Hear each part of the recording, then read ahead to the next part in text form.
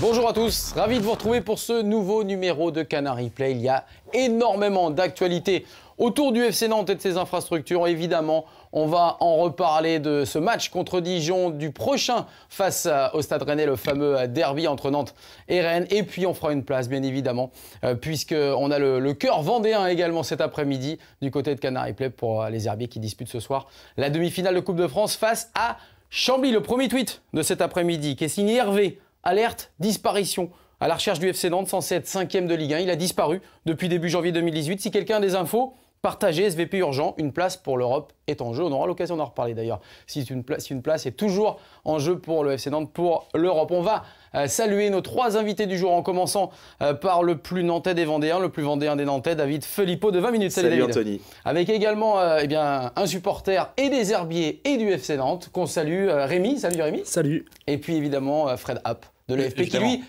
qui lui n'est ni vendéen, ni nantais. Non. Il est du monde entier. C'est ça. Voilà, il nous fait le plaisir d'être parmi nous. Messieurs, un petit mot. On va scinder, c'est vrai, cette émission en 3. On voit que David a ramené une belle écharpe déjà de Vendée les Herbiers Football. Une petite surprise tout à l'heure. Et une petite aussi. surprise en fin d'émission si vous êtes sage. Donc on aura l'occasion d'en reparler. On va scinder cette émission en 3. Léger retour sur Nantes-Dijon parce que bon, on n'a pas vu un grand spectacle, donc je pense que ça va être assez rapide.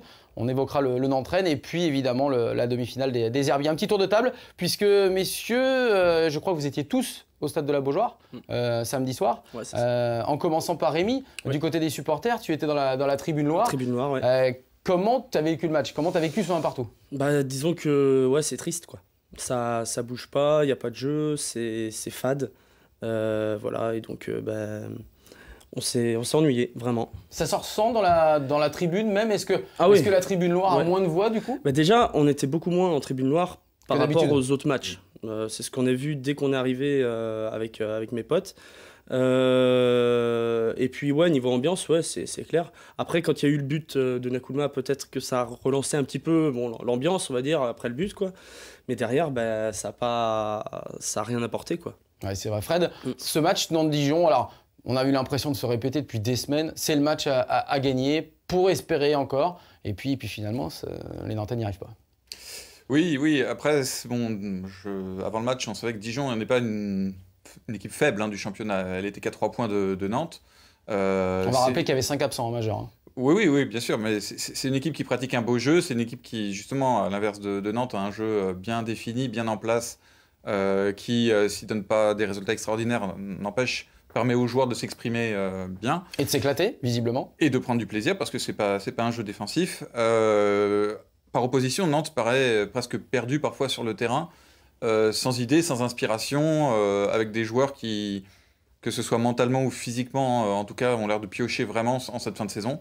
Donc un match, je pense, qui pose un constat assez sévère sur l'état du FC Nantes maintenant. Effectivement, et avant de donner la parole à David, on va donner ce tweet de Nantes honteux, ce match sérieux. Ras-le-bol, vous méritez même pas qu'on vienne au stade pour vous, ça vient aussi de la part de certains supporters donc, du FC Nantes. David, c'est vrai qu'il faut être courageux. Oui, faut être courageux pour venir, faut avoir envie de payer. Moi, je me mets à la place des supporters. Nous, on a la chance, on est journaliste, donc on ne paye pas. Mais c'est vrai que payer sa place pour voir on est payé un tel... encore. on est payé. Encore. On a payé pour voir un tel spectacle.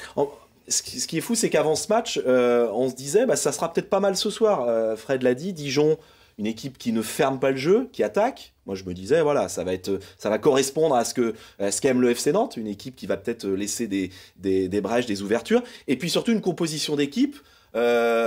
Plutôt qu'on attendait tous. On attendait l'association Nakoulma-Salah, qu'on avait vu sous l'air contre Sessao. Ces 2 joueurs, on avait vu qu'ils étaient plutôt complémentaires. Puis en fait, ça a été un flop total. Ça a été un flop total. On va en reparler. Mike, vraiment l'impression que les joueurs ont lâché. Pas capable d'aligner 3 passes ni de gagner un duel. On se fait manger par Dijon. Lamentable, 3 petits points de suspension. On peut voir en image justement la déception des Nantais à la fin de cette rencontre. Vraiment, on les sentait, mais alors complètement abattus, tous d'ailleurs. C'est vrai qu'à un moment, Rémi le disait, il y a eu ce but de Nakoulma. Alors c'est pas qu'on s'est laissé croire ou espérer un miracle, mais on s'est dit, est-ce que ça peut pas finalement réveiller les Canaries? Pourquoi ça n'a pas fonctionné? Ça c'est la question à 1000 euros. Oui, je la pose. Mais non, c'est vrai qu'on attend constamment un électrochoc, quelque chose qui va relancer Nantes, redonner un souffle. Et ce but de Nakoulma, c'est vrai que c'est quelque chose dont on avait l'impression que ça pouvait éventuellement rassurer Nantes dans son jeu, lui redonner des certitudes. Pourquoi il n'en a rien été, c'est assez troublant. Je pense que Nantes, quelque part aussi, a du mal. Une fois à 1-0, ils ont tendance aussi à se dire notre force, c'est de défendre, donc on va défendre cet avantage. Et voilà. Ça tombe bien que tu parles de ça justement, Fred, parce qu'il y a Gaël qui nous dit 14 points de perdus depuis janvier, après avoir ouvert le score. Ça fait mal au classement. Bah oui, ça fait mal au classement. Parce que les Nantais, dans la première partie de saison, tu étais certainement aussi à la Beaujoire parfois pour voir ces matchs de Nantes. C'était pas le même état d'esprit. Ah non, pas du tout. On défendait bien, on prenait pas de but, pas beaucoup. Et puis voilà, on arrivait, on a fait beaucoup de 1-0, on a un record, je crois. Mais il y avait une mentalité. Mais au moins, voilà, puis on prenait les 3 points, quoi. À chaque fois. Voilà. À chaque fois, David, c'est vrai, c'est ça. Que le jeu de Nantes repose sur rien, parce qu'il y a pas, en fait, il y en a pas, tout simplement. Il n'y a pas de socle sur lequel se reposer. Il n'y a pas d'idée directrice. De fond de jeu, il n'y a pas d'idée directrice. Alors, il y avait, sur cette première partie de saison, t'en parlais, il y avait une réussite qui était mais maximale. On appelait ça, entre guillemets, la chatte à Claudio. Je sais pas si à Claudio Ranieri. C'était ça, quoi. C'était vraiment à chaque match. Il y avait toujours un petit brin de réussite. En montage. Un poteau. Oh, c'est pas méchant. Non. Un poteau rentrant, un penalty à retirer pour un joueur de Metz en toute fin de match pour Nolan Roux. Et hop, il le loupe. Et puis 3 points dans l'escarcelle. Donc, il y avait toujours cette réussite. Mais on savait que cette réussite, ça peut pas durer sur une saison. Et donc Nantes l'avait, mais n'avait pas ce socle sur lequel se reposer de jeu, quoi, sur lequel se repose cette équipe de Dijon. Effectivement. Il y avait vraiment une différence. Il y a une philosophie, samedi. Il y a une vraie philosophie avec Dalloglio qui a misé de toute façon sur des circuits. On parlait de circuits préférentiels et surtout sur l'attaque. Ils n'hésitent pas à aller attaquer. On les a vus, ils ont dominé outrageusement. Un mot sur cet homme qui est revenu en grâce, on ne sait pas comment ni pourquoi. C'est Nakoulma, vous allez le voir, le buteur de ce match face à Dijon. Ça faisait 4 mois quasiment qu'on ne le voyait plus. Pourquoi il est de retour? Parce qu'il est plus blessé déjà. Ah, voilà, il était blessé. Oui, il a été blessé. Puis après, choix du coach, il a été mis de côté parce que je crois que l'attitude de Nakoulma au quotidien a souvent déplu à Claudio Ranieri. Claude me disait aussi qu'il finissait sa saison de golf, Nakoulma apparemment. Peut-être, j'avais pas cette info. Mais non, son attitude au quotidien agace Ranieri, et pas que Ranieri, également ses coéquipiers. Je l'ai écrit il y a quelques semaines, il m'a chopé, il m'a dit qu'il n'était pas content du papier, mais pourtant c'est une réalité. Nakoulma n'était plus dans les petits papiers de Ranieri. Mais là, l'entraîneur italien s'est rendu compte que sur cette fin de saison, il a des qualités et des atouts qui peuvent apporter à cette équipe cette profondeur. Je trouve qu'il a donné un peu de profondeur et un peu de vitesse à ce FC Nantes. Ça, c'est une évidence. Gérard Ajax qui nous dit, en plus, on sent qu'ils sont maintenant tenus par la peur. Ils ont perdu confiance. C'est ça le plus grave, visiblement. Et puis, également RPH qui nous dit, heureusement qu'on a marqué des points en première partie de saison.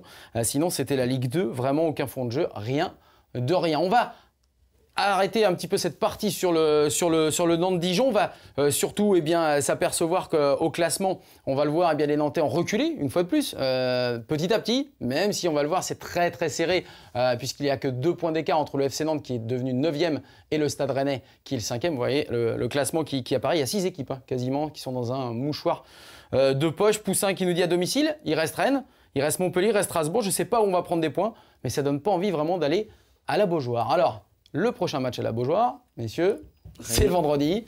Un horaire magnifique, évidemment, grâce à nos amis de la Ligue de football professionnel qui sont des maîtres en la matière pour mettre des matchs à 19h30. Ils ont fait un effort. Il était prévu à 18h50. Et leurs complices, les diffuseurs aussi. Et leurs complices également, mais ça, je ne peux pas me permettre, c'est des confrères, donc ça, c'est vous qui dites. Moi, je me permets. Mais c'est une évidence qu'à 19h30, on ne peut pas avoir du monde dans les tribunes. On va juste demander à Rémi, mais comment tu fais toi, comment font les gars pour pouvoir être à 19h30 à la Beaujoire un vendredi soir? C'est clair que c'est compliqué. Moi, ça tombe bien, je serai au match parce que je travaille du matin, je suis en 2-8, mais pour les gens qui travaillent, d'autres personnes, je sais pas, qui travaillent dans le commerce ou qui ils peuvent pas forcément venir au match, quoi. Le samedi aurait été mieux, surtout pour les 75 ans du club, quoi. Enfin, en plus, c'est la fête, quoi. En plus, c'est un derby, c'est voilà. Après, il faut rappeler que la préfecture, je sais pas si tu l'as dit. Oui, non, je l'ai pas dit, mais effectivement, on va a demandé à ce que ça n'ait pas lieu ni le samedi de Loire-Atlantique, ni le samedi ni le dimanche, parce qu'il y a possibilité de manifestation, il est possible qu'il y en ait samedi, on n'en sait rien, il y en a à peu près tous les samedis à Nantes en ce moment. Il y a une course le samedi soir, les foulées de l'éléphant, et le dimanche, il y a le marathon. Le marathon de Nantes, et en plus, il y a une interdiction visiblement de déplacement aussi de la part des supporters rennais. Donc tout ça est magnifique. On aurait pu avoir, on va dire, un beau spectacle vendredi soir au stade de la Beaujoire avec un stade plein, comme ce sera le cas ce soir. Je crois, hein. Alors pour l'instant, il y a 30 000, mais ça fera... Ce qui est pas si mal. Si ça fait 30 000, déjà, ce sera pas mal. Un mot, messieurs, sur ce Nantes-Rennes. Est-ce que les Nantais, puisqu'ils sont à 2 points du Stade Rennais, est-ce que pour vous, il y a encore matière à penser à l'explorer et à cette 5e place? Honnêtement, je sais pas. C'est compliqué en ce moment pour Nantes. Après, c'est vrai que voilà, si on parle comptable, oui, c'est sûr, on gagne contre Rennes, on passe devant. Alors toi, tu es plus sur le truc mathématique où il n'y a que 2 points, ou tu es plus sur le côté plan de jeu mais ça fait des années. L'illusion, en fait. Ouais, mais le problème, c'est que Rennes, ça fait des années qu'on joue pas le derby à domicile. Ça fait des années qu'on le perd. 2006. Voilà. Une victoire à la Beaujoire. Donc, incroyable. Donc il va falloir se réveiller, je pense, à un moment donné, quoi. David. Surtout. D'ailleurs, la Brigade Loire l'a rappelé aux joueurs dimanche. Ils ont voulu voir les joueurs. Ils se sont invités, entre guillemets, à la Genelière et ils ont demandé à voir les joueurs. Et ils les ont vus dans la salle de musculation et ils ont notamment parlé de ce match, de ce derby de vendredi. Et ils attendent une réaction de leurs protégés. Comment tu le vois ce match Nantes-Rennes, toi qui as l'habitude de voir les 2 équipes en plus. Oui. La notion de style et de jeu est totalement, diamétralement opposée. Oui, c'est vrai que quand on voit le travail qui a été fait par la Mouchi en quelques semaines, quelques mois, pour mettre en place un jeu qui lui, pour le coup, est varié, avec des changements de système possibles, avec des changements de joueurs, même si le banc n'est pas non plus extrêmement étoffé côté rennais, mais bon, ils ont quand même des options différentes. Là, en plus, ils sortent d'un match où ils ont commis un excès de confiance, ils ont perdu contre Metz. Ça, c'est tout le Stade Rennais, ça. Oui, c'est tout le Stade Rennais. Hein, alors, le Stade Rennais va venir, à mon avis, nerveux, parce qu'il y a cette espèce de malédiction qui plane toujours sur eux, sur les fins de saison, donc je pense qu'ils ne sont pas sereins. Par contre, je pense qu'ils auront à cœur de se racheter. Et ils ont toutes les armes pour le faire. Pour moi, ils sont malheureusement favoris du match. Il y a tellement plus de talent, quand même. Ah oui, quand on regarde l'effectif du Stade Rennais, Assar, voilà. Je te laisse dire Assar, voilà, je te laisse dire les noms. Dans toutes les lignes, André, Persic, il n'y a pas photo. C'est sûr que même la défense centrale, Gnagnon et il y a quelques semaines, on en parlait, le FC Nantes aurait pu compenser par une envie supérieure, ce qu'on a vu sur la première partie de saison, mais là, on a le sentiment que parce qu'en plus, ça va être déséquilibré, quoi. Rennes est une équipe qui, pour le coup, si on lui propose un gros duel physique, peut être en difficulté. Voilà, donc ça aurait été vraiment l'arme, mais on a l'impression que Nantes n'a plus ces moyens-là. Alors je vous donne juste le sentiment de quelques supporters sur les réseaux sociaux et sur Twitter notamment. Manu, j'ose espérer qu'on va montrer autre chose vendredi soir face à Rennes, parce que le niveau de jeu est ridicule. Florian, on va se prendre une branlée encore le week-end prochain. Voilà, ça mérite d'être clair. Et puis il y a Gérard Ajax qui lui nous dit s'il fallait le faire, ils l'ont fait au bon moment. Juste après ce mauvais Nantes-Dijon, avant Nantes-Rennes. Si Nantes perd ce match, la saison est terminée. Est-ce que pour vous, c'est la vérité? Oui, je pense. Je pense que c'est déjà fini, mais oui, toi, tu penses que c'est fini? Moi, je pense que c'est fini. D'ailleurs, Valentin Rongier l'a dit, je ne sais pas si on va le voir, mais tu l'as peut-être pas eu en son, mais il dit ce match va conditionner, le match de Rennes, ce derby, va conditionner la fin de saison. S'il y a des défaites, alors au-delà de mathématiques, de l'arithmétique, je pense que là, les Nantais, ils prendront un sacré coup sur la tête. Avec des absents de chaque côté? Il y a la suspension de Benjamin André côté. Les 2 capitaines sont suspendus.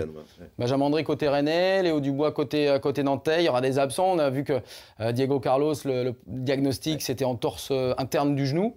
Ah, j'ai pas vu, c'est tombé. C'est tombé il y a quelques minutes. D'accord. Un torse interne du genou, ce qui fait que je pense qu'il sera pas là malheureusement vendredi soir. C'est pas fin de saison, ils mettent pas l'indisponibilité. Non, il y a pas de durée d'indisponibilité. Ça veut dire que Tinkerman, le bricoleur, Claudio Ranieri, va encore devoir officier. Je pense que même pour lui, la fin de saison, elle est pas longue là, à force de répéter les mêmes choses et de voir les mêmes constats. Après, en même temps, il doit regarder sa propre responsabilité dans la situation. Je veux dire, il peut difficilement blâmer. Enfin, qu'est-ce qu'il aurait reproché que de ne pas avoir eu de renfort au mercato d'hiver, ce qui est vrai, et ce serait recevable. Maintenant, c'est lui qui n'a pas voulu. Ouais. Oui, enfin. C'est lui qui n'a pas insisté. Qui n'a alors, pas insisté. Alors, il n'a pas voulu, oui, moi je veux bien, mais s'il a vu ce qu'il a eu l'été, il a peut-être pas voulu en avoir d'autres l'hiver. C'est ce que j'allais dire. Ça dépend ce qu'on lui a proposé, parce que bon, mais enfin, toujours est-il qu'il avait promis en début de saison, lorsqu'on se plaignait du jeu un peu pauvre offensivement de Nantes, que c'était qu'un début. D'abord, il fallait construire les fondations, que voilà. Ça, c'était au mois d'octobre, effectivement. Et vous avez dit au mois de novembre, ça valait mieux. Sauf que c'est jamais venu. Offensivement, on en parlait tout à l'heure avec Nakoulma, il y a des joueurs qui vont et viennent de l'effectif, ils rentrent dans le groupe, ils sortent du groupe, Santi Ngom, Moutoussamy, El Ganassi, pendant toute une période on le voyait plus du tout, là il revient, bon. Il n'y a pas vraiment de logique et de continuité en fait. Non, voilà, c'est ça. Et le projet de jeu est pas non plus. Enfin, Abdoulaye Touré, enfin, qui était quand même, qui a joué tous les matchs de la phase aller. Indéboulonnable la première partie de saison. Qui fait des bouts de match maintenant. Invisible la deuxième. Moi, j'aimerais bien comprendre ça. J'aimerais bien qu'il m'explique. Hein. Je veux bien croire qu'il ait ses raisons. Il voit les joueurs plus souvent que nous, donc je lui fais confiance. Mais j'aimerais vraiment qu'il m'explique. On referme le chapitre Nantes-Rennes, messieurs. Pronostic pour vendredi soir. Je vois un partout.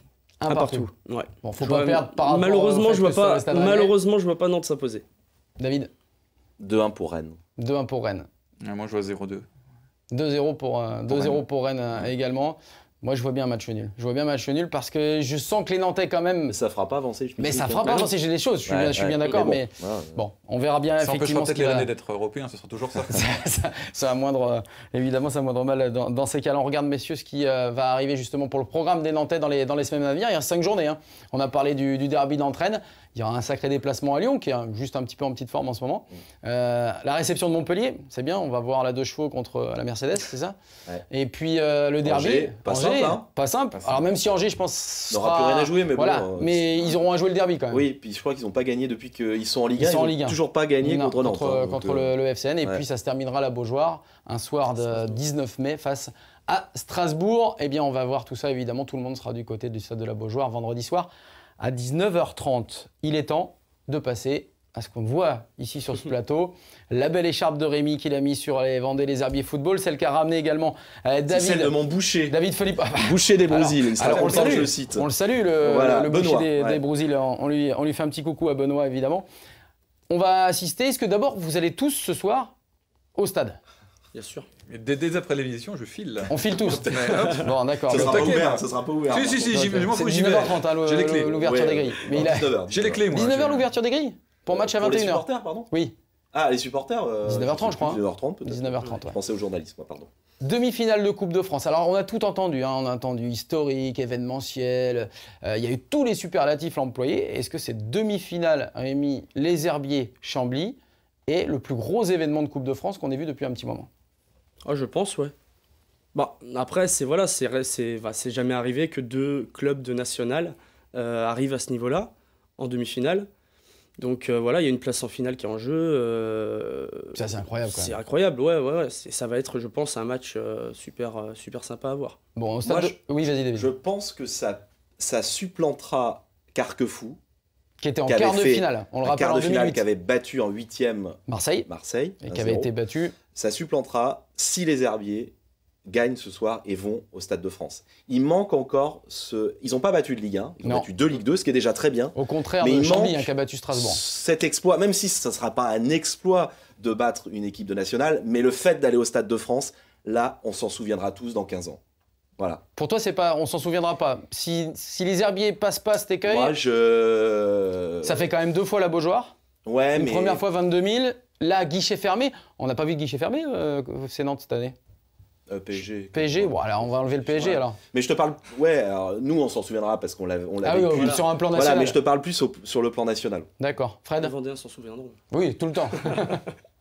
Oui, non, je pense que c'est un double événement. C'est un événement local, mais aussi le fait que 2 équipes de national arrivent à ce niveau, c'est intéressant. Moi, ce qui me dérange un peu, c'est qu'il y a tellement peu de suspense sur le vainqueur final de la compétition que... Le Stade Madame de Caen, bien sûr. Non, mais Parce que je voyais des confrères à nous faire un sondage sur est-ce que pour vous les affiches de la demi-finale ne prouvent pas qu'il n'y a plus aucun intérêt à cette compétition. J'ai vu Infosport, non, sans les citer, pardon. Donc moi je trouve ça scandaleux parce que la légende de la Coupe de France c'est ça, c'est ces petites équipes qui vont loin, c'est ces équipes qui rêvent, c'est ces équipes qui dépassent leur niveau et attirent l'attention et dont on parle et qui se montrent. Donc moi je trouve ça très très beau ce qui va se passer ce soir, quel que soit le vainqueur.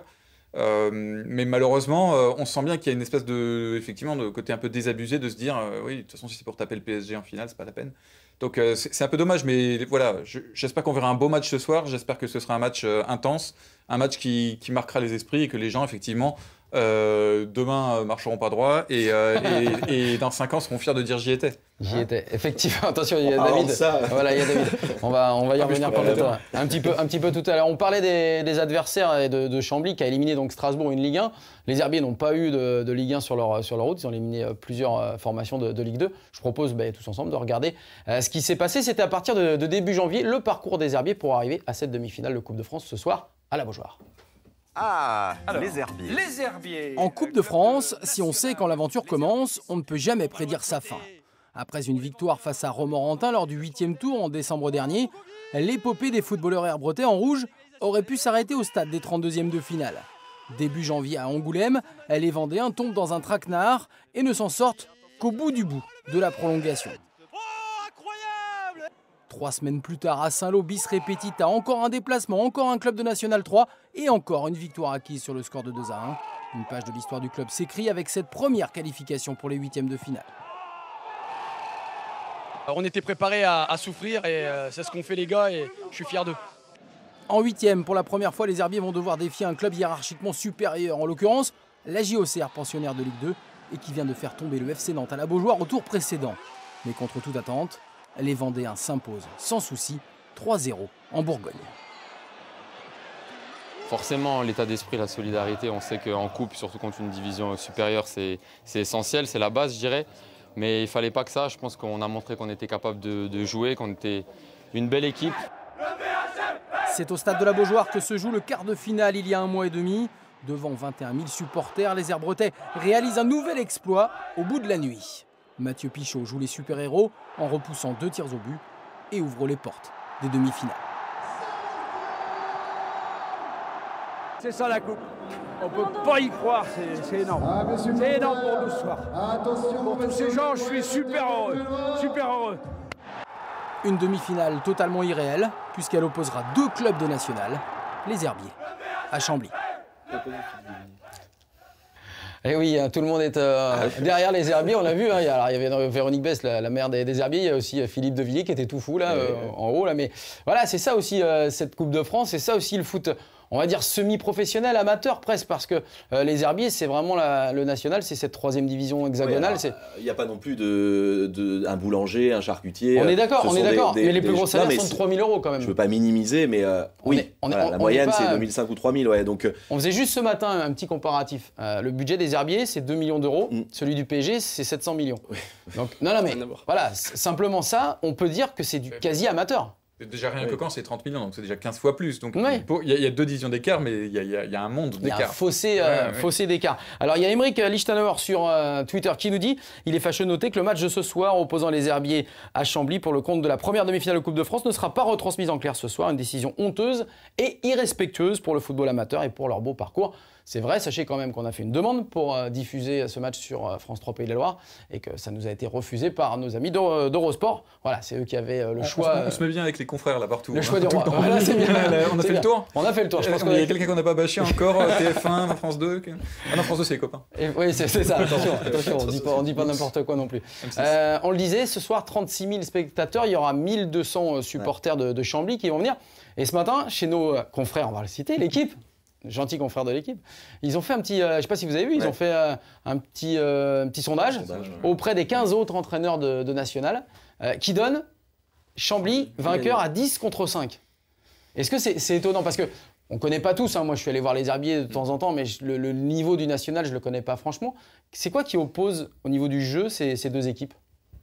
Il n'y a pas grand-chose. Il n'y a pas grand-chose, c'est un peu le même système. C'est deux équipes très proches, ouais, je pense, l'une de l'autre. L'équipe plus joueuse, si j'ai bien compris. En niveau, ça se vaut, même si les Herbiers est 9e et Chambly est 14e, je crois. Donc Chambly est relégable. C'est tellement serré en plus. Mais c'est très très serré, voilà, il y a 3 points d'écart entre les deux, et en plus les Herbiers a un match en plus, donc voilà, c'est très flou. Il y a quand même une équipe qui a un bloc bas et joue long, qui est Chambly, qui est un jeu assez caractéristique du national. Oui, les Herbiers, c'est plus l'école de l'Ouest, un peu tendance école nantaise. On joue à ras de terre. En début de saison, beaucoup trop. C'était encore plus vrai avec Fred Reculot. Oui. Ça allait un tout petit peu moins avec Massala. Mais... L'un des changements, effectivement, du changement d'entraîneur, ça a été d'être un peu plus pragmatique et être pas trop joueur, de ne pas pêcher par excès de gourmandise. Donc, mais ça reste quand même un jeu rythmé, un jeu à terre. Ce qui peut pour moi, je suis assez surpris effectivement de ce sondage. Je pense qu'avec l'avantage du terrain, la connaissance du terrain, parce qu'ils ont déjà joué à la Beaujoire, ce qui n'est pas le cas de Chambly, ils ont déjà connu une atmosphère avec 20 000 personnes, donc ils ne seront pas trop dépaysés avec 35 000, contrairement à Chambly qui n'a jamais connu ça. Je pense quand même, et la dynamique est quand même meilleure côté les Herbiers, qui est quand même en meilleure position pour se maintenir, alors que Chambly, ils jouent encore leur peau. J'ai du mal à comprendre, je ne l'ai pas lu l'article de l'équipe, mais j'ai du mal à comprendre ce résultat-là. Alors il l'explique, si on peut faire rapide, il l'explique tout simplement par l'effectif. Qui a un effectif expérimenté, qui est un effectif beaucoup plus fort sur le papier, qui n'a pas donné toute satisfaction au début de saison et qui n'aurait pas jamais dû se retrouver dans le bas de tableau. C'est jeune, je crois, les Herbiers. Si alors les Herbiers, c'est l'équipe la plus jeune. Chambly, c'est l'équipe la plus vieille, la plus expérimentée dans le national. Voilà. Cela dit, aucun joueur de Chambly n'a joué de demi-finale de Coupe de France non plus, donc l'expérience a ses limites. Mais 36 000 personnes, c'est à double tranchant. Ça peut aussi mettre une pression inhibée, anesthésiée. Enfin, ça peut être compliqué pour ces jeunes. Oui, puis moi j'ai confiance en Stéphane Massala. C'est quand même un entraîneur qui, psychologiquement, sait très bien préparer ses joueurs. Donc je les sens, je veux bien les croire vaccinés à ça. Et puis bon, encore une fois, ils ont connu 20 000, ils ont connu déjà une belle effervescence pour leur quart de finale. Donc je pense qu'ils sont un peu en terrain connu quand même. Alors il y a Maria CRD qui nous dit une bonne petite blague, c'est une supportrice nantaise bien évidemment. Bon, ça reste des Vendéens, mais une nouvelle fois ce soir je m'enflammerai pour les Herbiers en espérant une qualification au bout, et je pense qu'il y en a énormément comme ça, des supporters nantais qui seront d'abord au stade et qui seront derrière les Herbiers pour espérer une place évidemment en finale. On va faire un petit peu comme pour le Nantraine, il est 15h57 et 10 secondes, donc va pas falloir tarder. Attendez, d'abord un petit prono. Je suis superstitieux, moi. Jamais, donc pas de prono sur pas ce soir là. Pas ce soir. Là, donc trop, demain matin, on te rappelle et puis tu nous donnes ton voilà, pronostic. Exactement. Ça marche. Fred, je veux dire 2-1 pour les Herbiers. 2-1 pour les Herbiers. J'espère. Moi, je peux pas en faire non plus parce que là, je suis pas neutre. Non, là, j'avoue. Autant sur le FC Nantes, je ne suis absolument pas supporter. Je reste neutre, mais là, je ne peux pas. Je suis supporter, donc je veux pas faire de pronostic. Bon. Très bien. Eh bien, c'est le moment peut-être d'aller encourager donc les Herbiers. Je vois que David Filippo a ramené pas mal de surprises. Spécialité avec modération, évidemment. C'est un sirop vendéen bien connu. Sirop vendéen, voilà. Bien connu, donc. J'ai hésité à ramener du fion, mais manger du fion l'après-midi, c'est moyen. Ça reste un petit peu lourd. Le fion, c'est une spécialité vendéenne. Sur l'estomac. Donc voilà. Par contre, tu retireras un petit peu le plastique parce que ça va être compliqué.